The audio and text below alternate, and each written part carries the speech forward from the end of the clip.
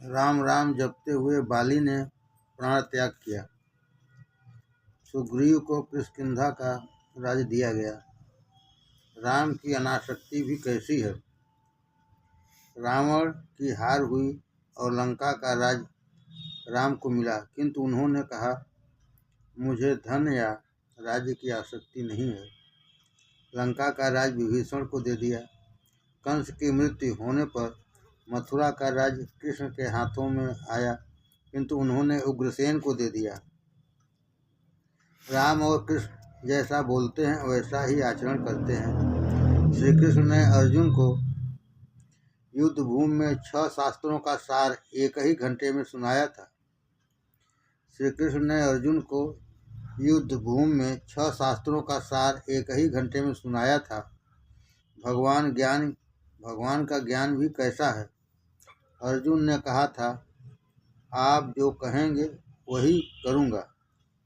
ज्ञान की शोभा व्याख्यान नहीं, क्रियात्मक भक्ति योग है। राम के समान हितार्थी कोई नहीं है, ऐसा भगवान शंकर ने पार्वती से कहा। देवता, मनुष्य और मुनि सभी की यही रीति है कि अपने स्वार्थ के हेतु ही वे सभी से प्रेरित करते हैं। सुर नर मुनि सबही का रीति, स्वार्थ लाग करहीं सब प्रीति। भगवान राम प्रवर्षण पर्वत पर विराजे। हनुमान जी अपनी वानर सेना के साथ आए।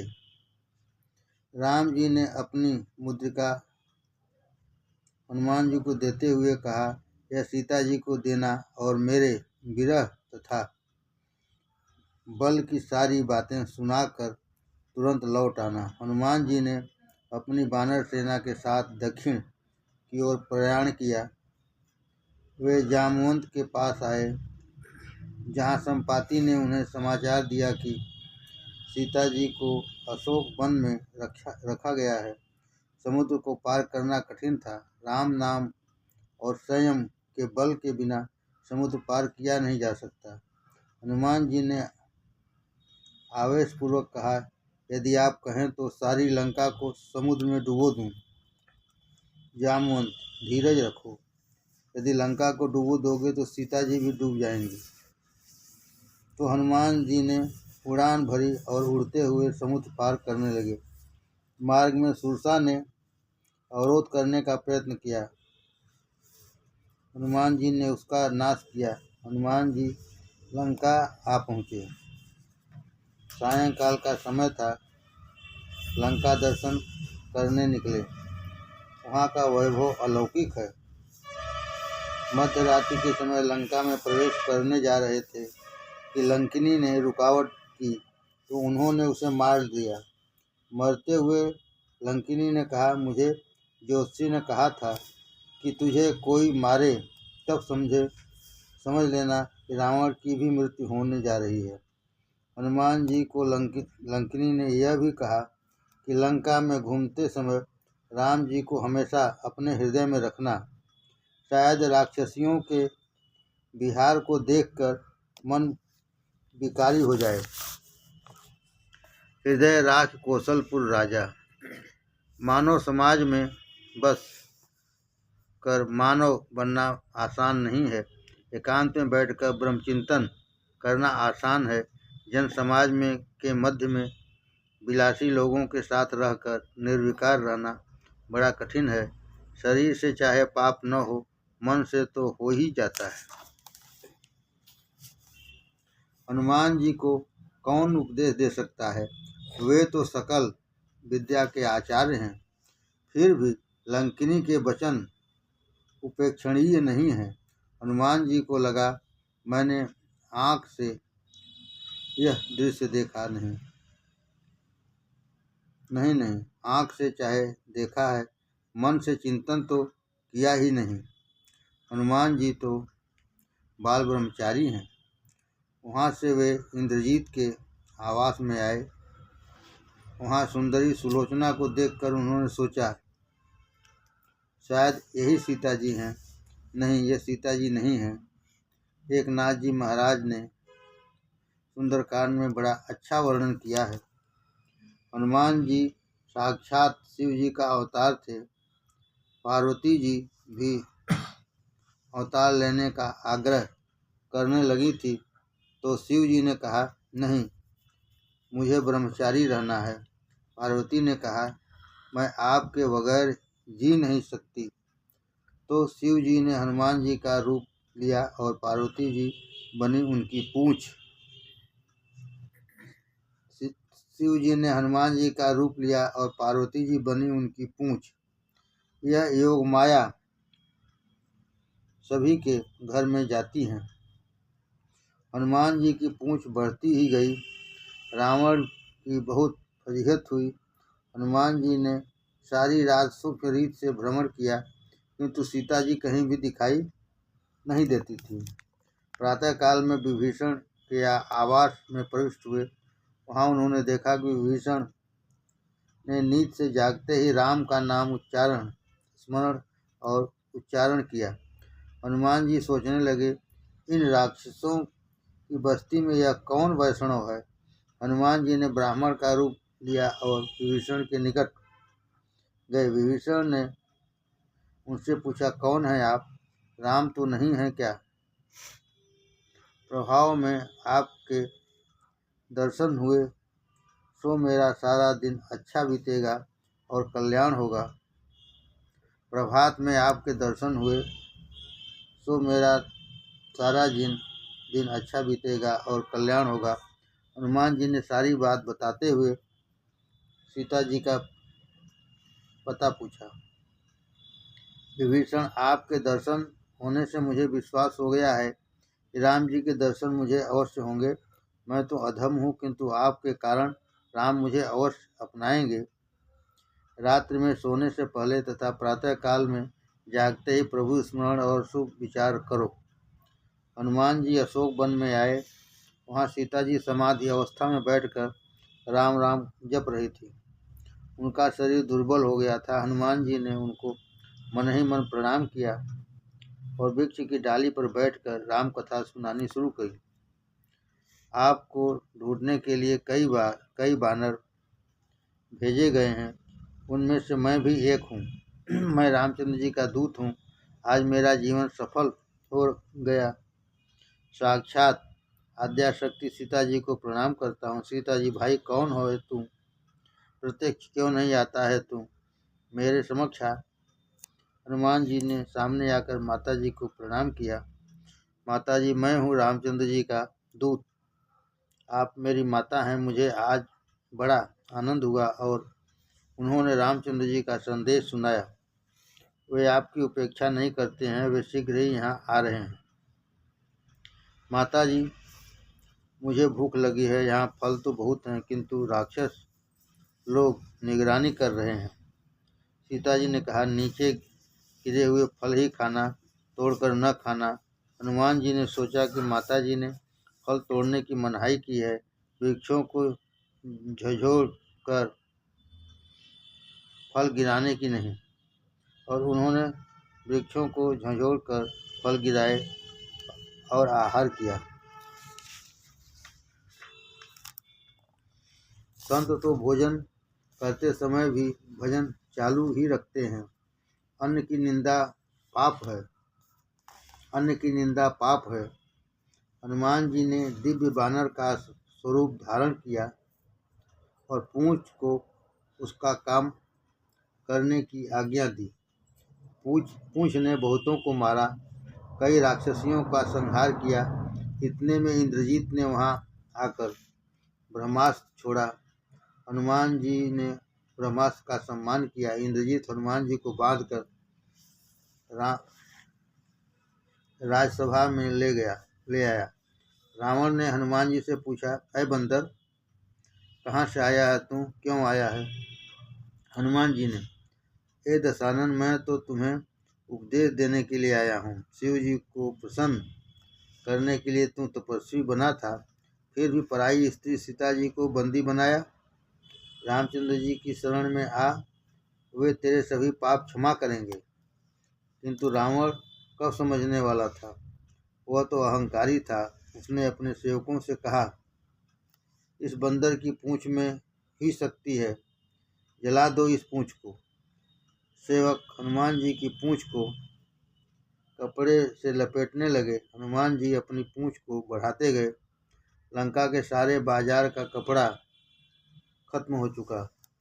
कपड़ों को घी तेल से भिगोया गया और फिर उन्हें जलाया गया। हनुमान जी ने कहा, यह तो पूंछ यज्ञ हो रहा है। रावण अपने मुंह से जरा उसे हवा तो दे। रावण फूंक मारने लगा तो उसकी दाढ़ी जल गई। हनुमान जी ने कई घरों पर कूद करके सारी लंका में आग लगा दी। राक्षसनियां दौड़ती हुई सीता जी के पास आई और कहने लगी, आपके पास जो पुरुष आया था उसकी पूंछ सारी लंका को जला रही है। सीता जी प्रार्थना करने लगी, हे अग्निदेव, यदि मैंने अपने पति के सिवाय अन्य किसी भी पुरुष का चिंतन न किया हो और पतिव्रत का पूर्णतः पालन किया हो तो आप शांत हो जाएं। अग्निदेव चंदन से शीतल हो गए। लंका जल रही थी। हनुमान जी ने समुद्र के किनारे पर आकर देखा कि उन्हें लगा कि यह अच्छा नहीं हुआ। अशोक वन भी यदि जल गया हो तो समुद्र स्नान करके वे अशोक वन में आए। वहाँ देखा कि एक भी वृक्ष जला नहीं था। सीता जी से मिले। सीता जी ने आशीष दी, अष्ट सिद्धियाँ तेरी सेवा करेंगी और सारे जगत में तेरी जय जयकार होगी। किंतु इन आशीषों से हनुमान जी को संतोष नहीं हुआ। उन्होंने तो राम सेवा की आशीष मांगी। हनुमान जी अमर हैं, काल उनका सेवक है। हनुमान जी वहाँ से जाने लगे तो ब्रह्मा जी ने उनसे पराक्रम की सारी बातें पत्र में लिख दी। हनुमान जी इतने नम्र हैं कि अपने कार्य का वर्णन स्वमुख से नहीं करेंगे तो पत्र लिख दिया। हनुमान जी राम जी के पास आए। लक्ष्मण ने पत्र पढ़कर राम जी को सुनाया। हनुमान जी ने कहा, प्रभु, यह तो सब आपका ही प्रताप है। कृपा कीजिए कि मैं अभिमानी न हो जाऊं। राम जी ने सोचा कि हनुमान जी को मैं दूं तो क्या दूं।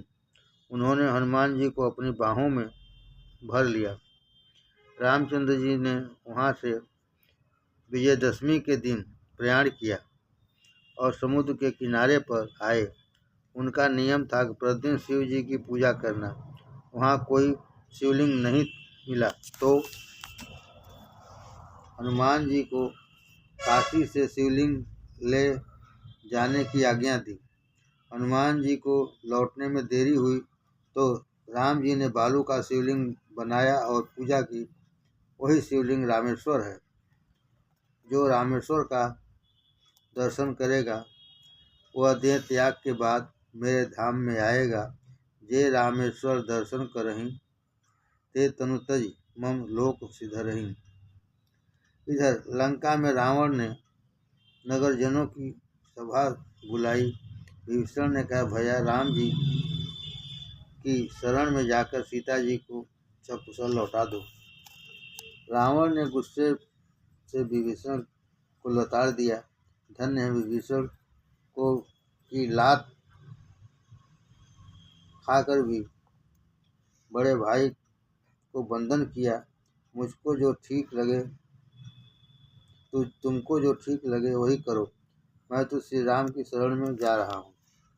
विभीषण के लंका त्याग करते ही सभी राक्षस आयुष्हीन हो गए। साधु पुरुष का अपमान सर्वनाश का कारण बन सकता है। विभीषण वानर सेना के पास आए। वे सोच रहे थे कि मुझे यहाँ अपनाया जाएगा या नहीं। रावण का भाई होने के कारण मेरा तिरस्कार हो तो नहीं करेंगे न? नहीं, प्रभु तो अंतर्यामी हैं। मेरा मनोभाव शुद्ध है, अतः वे मुझे अवश्य अपनाएंगे। सुग्रीव ने भगवान को समाचार दिया कि रावण का भाई विभीषण आया है। मुझे तो लगता है कि यह राक्षसों की माया है और वे हमारा भेद जानना चाहते हैं। राम, किंतु विभीषण क्या कहता है सो तो बताओ सुग्रीव। वह कहता है राघवम शरणम गतः। हनुमान जी वकालत करने लगे, उसके हृदय में छल कपट नहीं है, उसको हमें अपनाना चाहिए। राम, सुग्रीव विभीषण का स्वागत करो और यहाँ ले आओ। जब भी जीव मेरे सम्मुख आता है उसके करोड़ों जन्मों के पाप नष्ट हो जाते हैं। जो मनुष्य मन से निर्मल है वह मुझे प्राप्त करता है। मुझे छल कपट और छिद्रान्वेषण पसंद नहीं है। निर्मल मन जन सो मोहि पावा, मोहि कपट छल छिद्र न भावा। सुग्रीव विभीषण को ले आया। विभीषण ने कहा, नाथ, मैं आपकी शरण में आया हूँ। मेरे भाई ने मुझे लताड़ कर तिरस्कृत किया है। राम जी ने अपने आसन से खड़े होकर विभीषण का सत्कार करते हुए कहा, तुम मेरे भाई लक्ष्मण के समान मुझे प्रिय लगते हो। लंका का राज तुम्हें ही दिया जाएगा।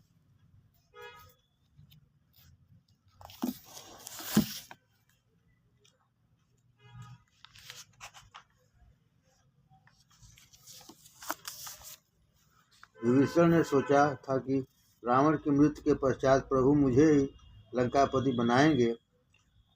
आज उनकी इच्छा पूर्ण हो गई। सुग्रीव ने राम जी से पूछा, आप बड़ी शीघ्रता करते हैं। विभीषण को लंका का राज्य देने का वचन तो दे दिया, किंतु यदि रावण शरण में आकर सीता जी को सौंप दे तो आप उसे क्या देंगे? रघुनाथ जी, मैं जब भी कुछ बोलता हूँ सोच विचार करके ही बोलता हूँ। यदि रावण शरण में आएगा तो मैं उसे अयोध्या का राज्य दूंगा।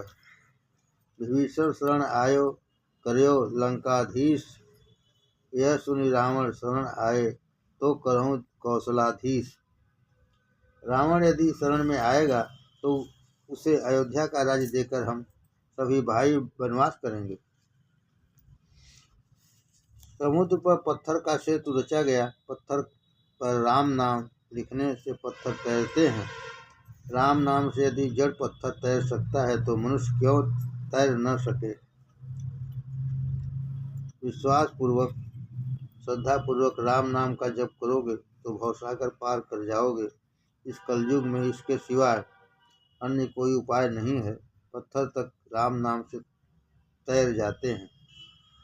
रामचंद्र जी ने लंका में प्रवेश किया। अंगद को विष्टि के लिए भेजा गया।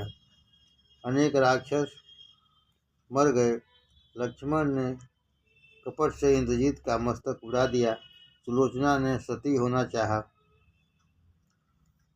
उसने रावण से अपने पति इंद्रजीत के मस्तक की मांग की तो रावण ने कहा, यह मस्तक तो राम के पास है, जाओ उसके पास।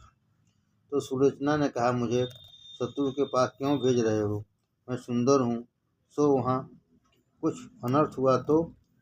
रामचंद्र जी की प्रशंसा करते हुए कहने लगा, राम तो तुम्हें माता के समान ही मान देंगे, तुम्हारी स्तुति करेंगे, और तो मैं क्या कहूँ। मैं राम को अपना शत्रु मानता हूँ, किंतु वे मुझे शत्रु नहीं मानते हैं। राम की शरण में जा, वे अवश्य तुम्हें इंद्रजीत का मस्तक लौटा देंगे। सुलोचना राम जी के पास आई, बोली कि मेरे पति का हाथ आंगन में आया और पत्र लिख दिया। उससे पूछा कि जड़ हाथ लिख कैसे सकता है? तुम अपने पति की प्रार्थना करो। यदि आंखें हंसेंगी तो मानेंगे कि जड़ हाथ ने पत्र लिखा है। सुलोचना बहुत मनाती हैं, मस्तक हंसता नहीं है। नाथ, तुम अप्रसन्न हो। ऐसा सुनकर मस्तक डोलने लगा और स्मित किया। शेषनाग लक्ष्मण का रूप लेकर आए। मस्तक ने सुलोचना से कहा, तेरे पिता ने मुझे मारा है। आज ससुर और दामाद के बीच नहीं, किंतु दो पतिव्रताओं के बीच युद्ध हो रहा है। उर्मिला और सुलोचना का संग्राम है। सुलोचना की पराजय हुई। सुलोचना ने लक्ष्मण जी से कहा, जय आपकी नहीं उर्मिला की हुई है उसका पतिव्रत मेरी अपेक्षा श्रेष्ठ है। मेरे पति पापी रावण के पक्ष में होने के कारण दुर्बल हैं। मेरे पति पापी की सहायता कर रहे थे, सो मेरी पराजय हुई और उर्मिला की जय। पर स्त्री के हरण करने वाले की मेरे पति सहायता करते थे, तो सो मुझे हारना पड़ा। सुलोचना सती हो गई। राम जी ने उसकी बड़ी प्रशंसा की। राम और रावण के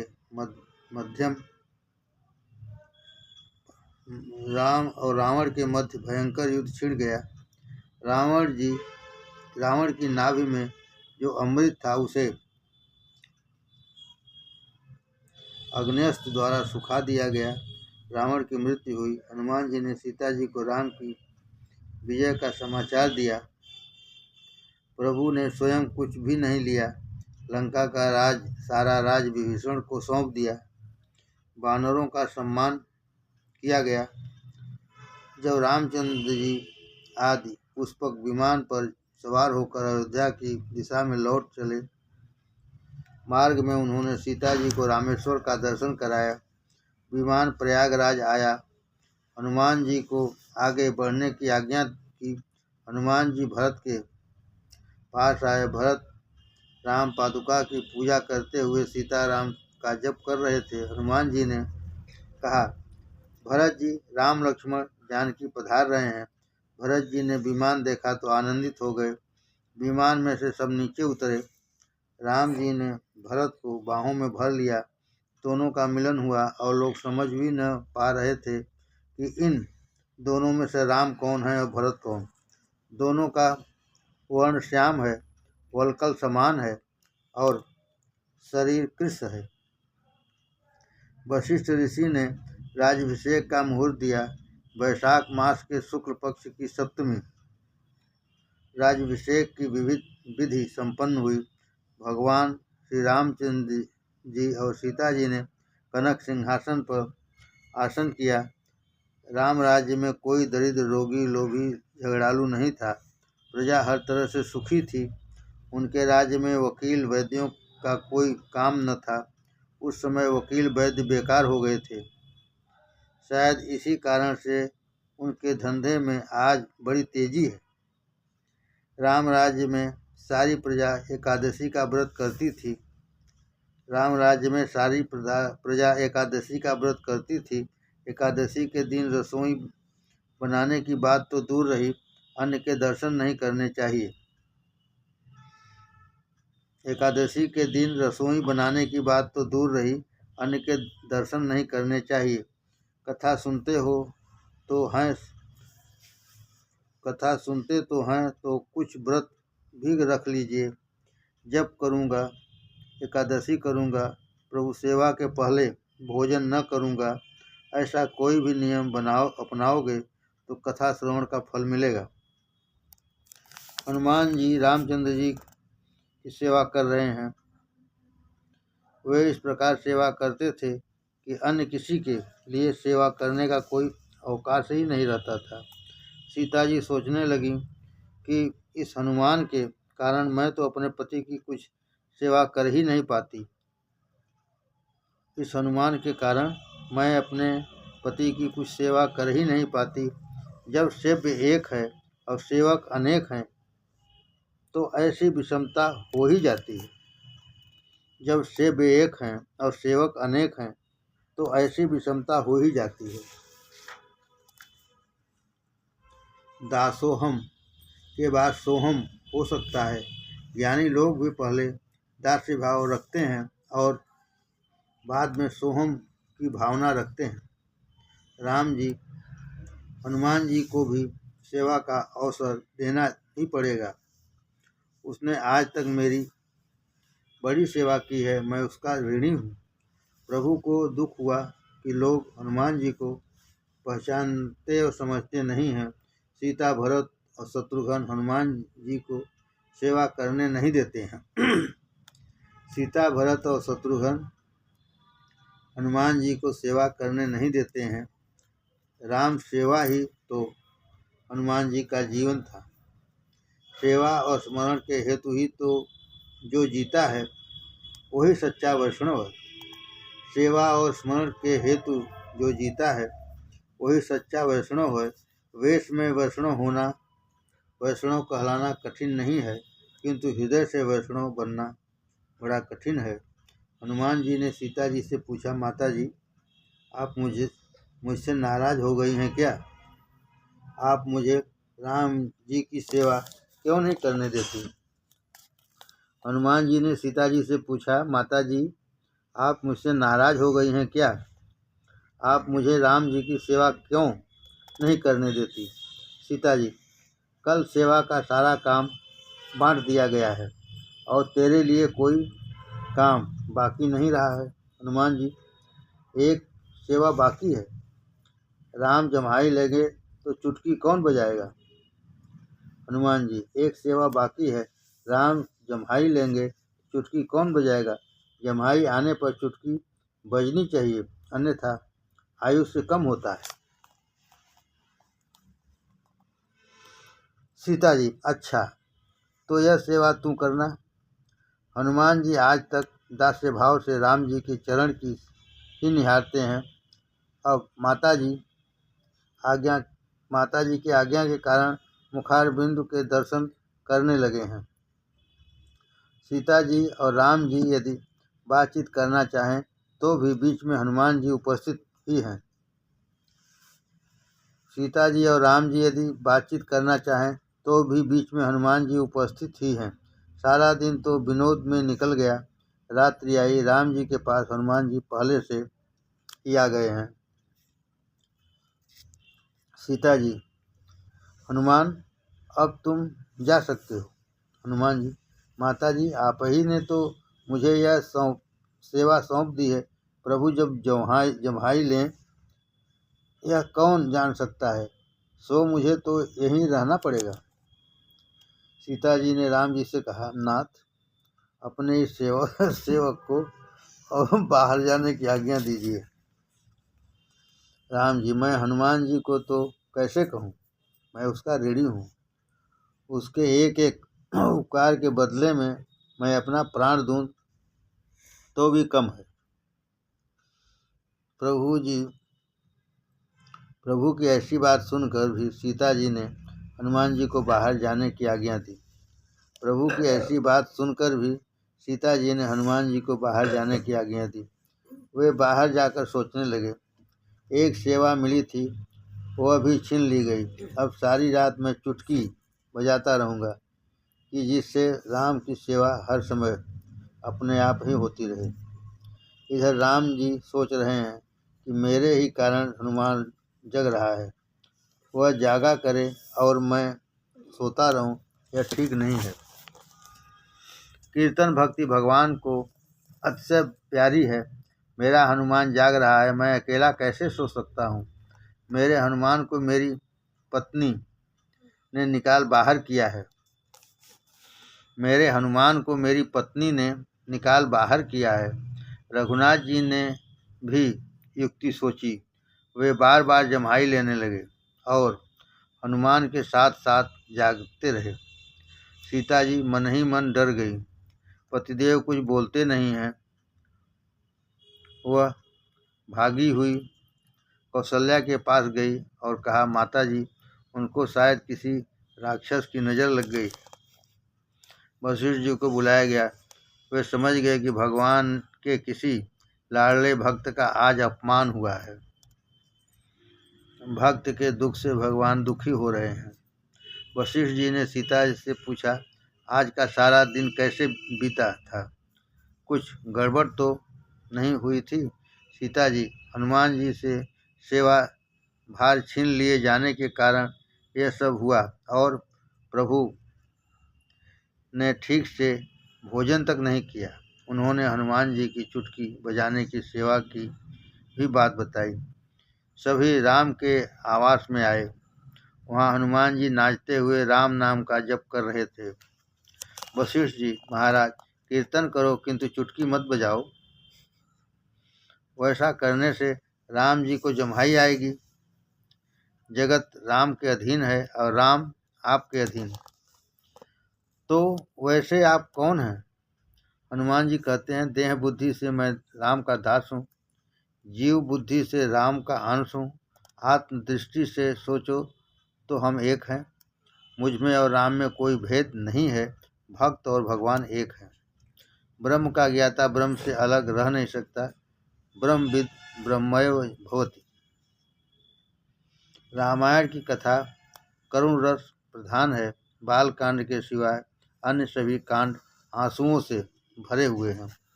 बाल कांड के सिवाय अन्य सभी कांड आंसुओं से भरे हुए हैं।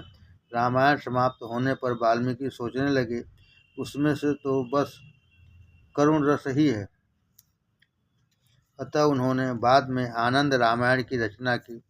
उसमें शोकपूर्ण प्रसंग नहीं है। महापुरुषों ने तो यहाँ तक कहा है, हे सीते, हे देवी, इस जगत में आप क्यों आई? यह जगत आपके लिए अपात्र था। रामचंद्र जी का चरित्र दिव्य है। रामचंद्र जी की भांति मर्यादा पालन, माता पिता की सेवा, एक पत्नी व्रत, भातृप्रेम आदि होने पर भी राम मिल पाते हैं। रामचंद्र जी की भांति मर्यादा पालन, माता पिता की सेवा, एक पत्नी व्रत, भ्रातृप्रेम आदि होने पर ही राम मिल पाते हैं। राम मिले तो आराम मिले। राम के सिवा आराम शक्य नहीं है। रामायण का एक एक पात्र आदर्श है। श्री राम जैसा कोई पुत्र नहीं हुआ, वशिष्ठ जैसा कोई गुरु नहीं हुआ,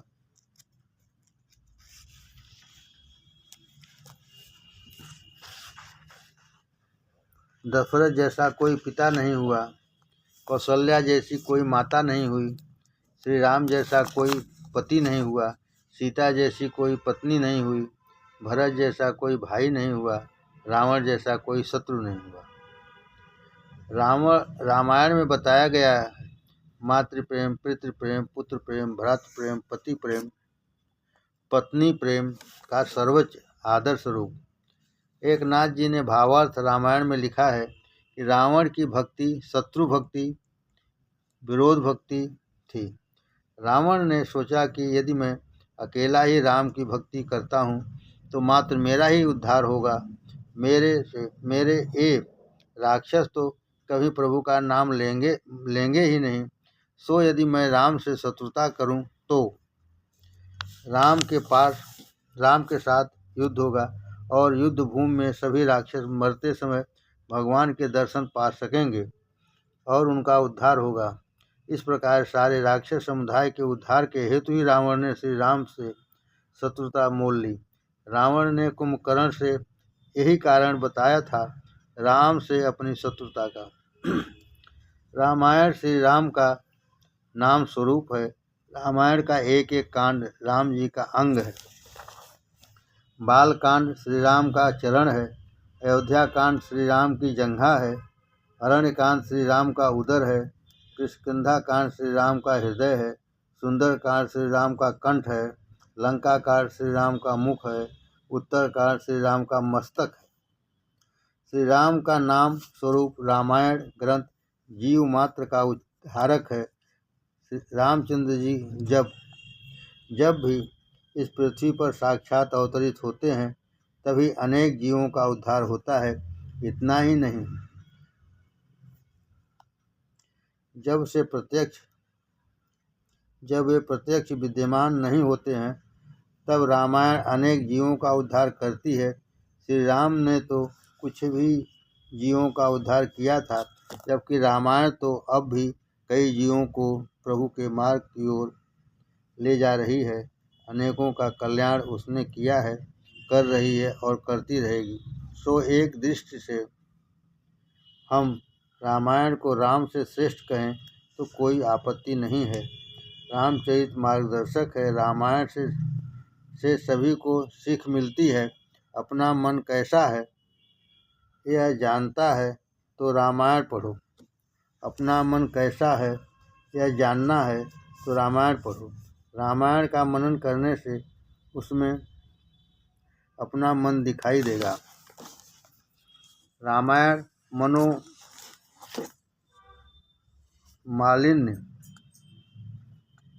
का दर्पण है, जिसका अधिकतर समय निद्रा और आलस्य में बीत जाता है, वह कुंभकर्ण है। पर स्त्री का काम भाव से चिंतन करने वाला व्यक्ति रावण है। रावण अर्थात काम रुलाता है, काम ही दुखदाता है। जो रुलाता है वह रावण है। परमानंद में रुलाने वाला राम है। रामायण के 7 कांड हैं। उन सभी की कथा ऊपर संक्षिप्त में कह दी गई है। अब उसका आध्यात्मिक रहस्य देखना है। इसके 7 कांड मनुष्य की उन्नति के 7 सोपान हैं। एकनाथ महाराज ने कहा है कि कांड विशेष के नामों का भी रहस्य है। प्रथम कांड बाल कांड है।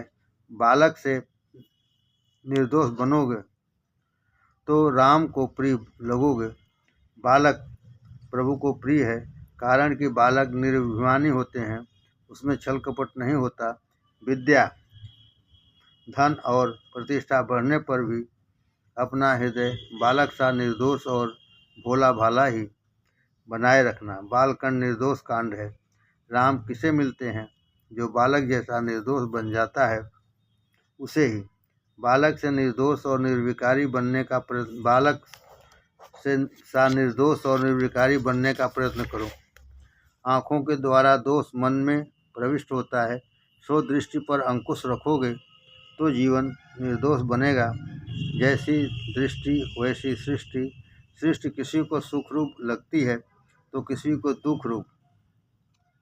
सृष्टि में वैसे तो कोई सुख भी नहीं है और दुख भी नहीं है। सुख और दुख तो अपनी दृष्टि में ही होता है। इसी कारण से तो भगवान शंकराचार्य संसार को अनिर्वचनीय मानते हैं। वह वर्णन से परे है। बालक जैसी निर्दोष निर्विकारी दृष्टि रखोगे तो राम के स्वरूप को पहचान सकोगे। जीवन में सरलता आती है संयम से, ब्रह्मचर्य से। जीव माना अपमान को भूल जाए तो जीवन में सरलता आ जाए। बालक के समान में निर्मोही निर्विकारी बनने से तुम्हारा शरीर अयोध्या बनेगा, जहाँ शुद्ध बैर ईर्ष्या नहीं है। जहाँ युद्ध बैर ईर्ष्या नहीं है वहीं अयोध्या है। बाल कांड के बाद अयोध्या कांड है। अयोध्या कांड मनुष्य को निर्विकार बनाता है। जब जीव भक्ति रूपी सरजू नदी के किनारे हमेशा निवास करता है तभी मनुष्य निर्विकार बनता है। भक्ति अर्थात प्रेम। अयोध्या कांड प्रेम प्रदान करता है। राम का भरत प्रेम, राम का सौतेली माता से प्रेम आदि सब इसी कांड में है। राम की निर्विकारता यही दिखाई देती है। आनंद रामायण में प्रत्येक कांड की भिन्न भिन्न फलश्रुति बताई गई है। जो अयोध्या कांड का पाठ करता है उसका घर अयोध्या बनता है। जो अयोध्या कांड का पाठ करता है उसका घर अयोध्या बनता है। उसके घर में लड़ाई झगड़े नहीं होते। गृहस्थाश्रमी के लिए यह कांड आवश्यक है। कलह का मूल है धन और प्रतिष्ठा। अयोध्या कांड का फल है निर्वैरता। शास्त्र कहता है सबसे पहले तो अपने घर के ही सभी व्यक्तियों से भगवत भाव रखना चाहिए। शास्त्र कहता है कि सबसे पहले तो अपने घर के ही सभी व्यक्तियों से भगवत भाव रखना चाहिए। जो अपने बंधु आदि में प्रभु को देख नहीं पाता उसे मंदिर में भगवान कैसे दिखेंगे। जगत का सर्जन करने के बाद उनकी प्रत्येक वस्तु में भगवान ने वास किया है। जगत का सर्जन करने के बाद उसकी प्रत्येक वस्तु में भगवान ने वास किया है। जब कैकेयी ने कहा कि उसने भरत को राज्य दिया है तो राम ने बन जाते हुए कहा था, माता यदि मेरा भाई इसी में सुख पा सकता है तो मुझे वनवास स्वीकार है। मेरी तो यही भावना है कि मेरा भाई सुखी हो।